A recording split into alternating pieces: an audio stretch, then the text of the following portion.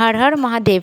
শ্রাবণের প্রথম সোমবার তোমরা সকলেই জানো যে শ্রাবণ মাস মানে সবুজ চুড়ি, তো সবুজ চুড়ি পরতে হয়। তো সবুজ চুড়ি দোকান থেকে কিনে নিয়ে আসলাম আর পরে নিলাম, তাহলে কিন্তু হবে না। সবুজ চুড়ি পরা সঠিক নিয়ম আজ আমি তোমাদেরকে জানাবো। তো দেখো আমি অলরেডি দোকান থেকে চুড়ি কিনে এনেছি, তারপরে শিব ঠাকুরকে ধুয়ে সেই জল প্লেটে রেখে চুড়িটাকে ভিজিয়ে রেখেছি গঙ্গা জল দিয়ে, আর চন্দন বেটে চুড়ির মধ্যে লাগিয়ে দিয়েছি, প্লাস আমার শিব ঠাকুরের মাথাতেও লাগিয়ে দিয়েছি। তো এভাবে কিন্তু প্রথমে ভিজিয়ে রাখতে হবে। তারপরে চুড়িটা কিন্তু তোমার প্রিয় মানুষ, তোমার হাজব্যান্ড হতে পারে বা তোমার অন্য কেউ, যে কেউ প্রিয় মানুষ হতে পারে, তো অবশ্যই সেই চুড়িটা তোমাকে তার সঙ্গে পরিয়ে নিতে হবে। আর চুড়িটা কিন্তু আমি নিজে কিনে নিই, তো আমার হাজব্যান্ড চুড়িটা কিনে এনেছে।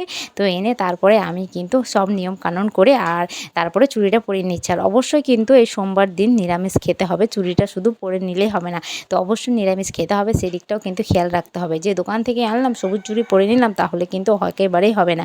তো নিয়ম কানুন মেনে তোমরা সকলে সবুজ চুড়ি পরবে, তাহলে কিন্তু দেখো আমার একটা অলরেডি ভেঙে গেল। আর চুড়ির সাইজটা কিন্তু খুবই ছোট হয়েছে, অতটা জানে না, তো যাই হোক ছোটো হয়েছে, তাহলেও কিন্তু ও চেষ্টা করছে পরিয়ে দেওয়ার জন্য। তো আমার হাতে কিন্তু সত্যিই লাগছে, তবে মহাদেবের জন্য আর নিজের স্বামীর জন্য তো এটুকু করতেই হবে।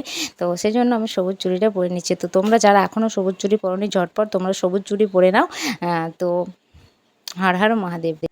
তো কেমন লাগছে আমার সবুজ চুড়ি, আমার হাতটা কত সুন্দর লাগছে। তো দেখো